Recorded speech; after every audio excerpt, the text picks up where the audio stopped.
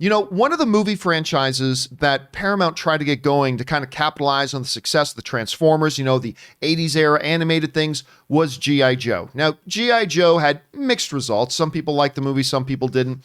They didn't exactly blow up the box office per se, but they've always had their eye on doing something else. Well, according to Deadline, we've got a new G.I. Joe property, this time in the form of a live-action television series that's going to be based on the character Lady Jaye. Now, of course, Lady Jaye was played by Adrianne Palicki. Is that how you pronounce her last name? Palicki. Palicki in the movie version of it, but I don't think this is going to be a continuation of that. They're going to get a different actress. Anyway, this comes to us from Deadline, who writes, Lady Jaye, the undercover operative in Hasbro's G.I. Joe universe, is getting the small screen treatment. Deadline understands that a live-action TV series about the character, who was portrayed by Adrianne Palicki, we were just talking about that, in the 2013 feature film G.I. Joe Retaliation, is in the works at Amazon. Eric Olson, the showrunner, this is interesting. Eric Olson, the showrunner and executive producer of the upcoming Amazon second season thing of Carnival Row, will create and showrun the series and will executive produce alongside Lorenzo de Bonaventura. It comes from Paramount Television Studios, E1, and Skydance Television. Of course, E1 is owned by Hasbro, so there's no big surprise there on that.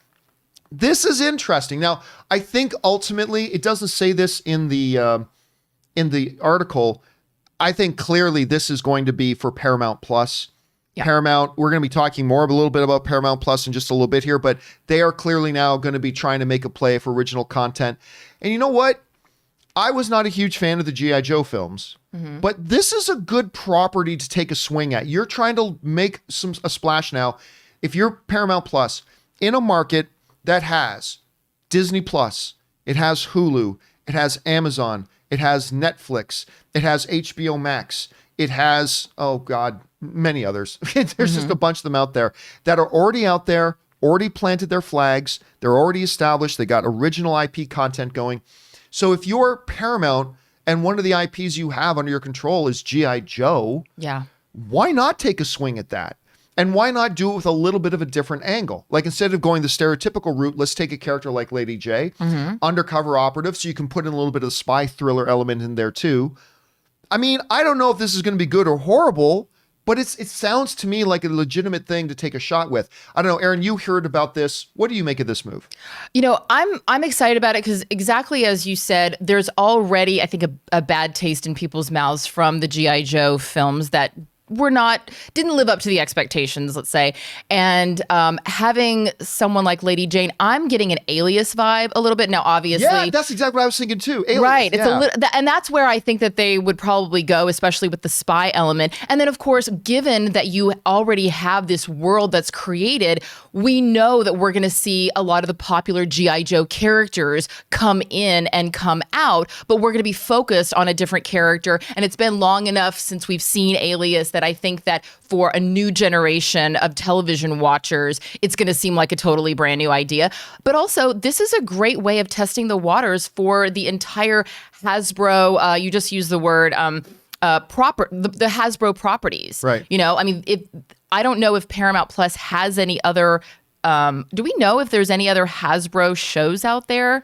I mean, we should bring Anne Campea in here because she would be the expert. She used to work with Hasbro, but yeah, I'm not sure really. So that's the thing, is that if this show can do well, this opens up an incredible opportunity for Paramount Plus and for Hasbro to explode their entire catalog of characters and games, you know, being made. I mean, who knows? Maybe Candyland becomes a zombie apocalypse, you know, television series.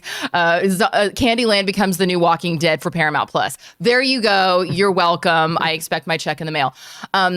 So I think that this could be the start of a beautiful relationship between Paramount Plus and Hasbro. And if they really focus in on the spy element and bring in some of the beloved G.I. Joe characters that people who grew up, you know, with G.I. Joe will know and recognize and cheer for, I think this could be something great. So question is, guys, what do you think about this? I have no idea right now about, and the addition of the showrunner of Carnival Row is very fascinating, but we have no idea how the show's going to be. But I think for a property like this, what Paramount is trying to do, this seems like a good thing to take a swing at the bat. What do you guys think? Jump down to the comment section below and let us know your thoughts. Okay, guys.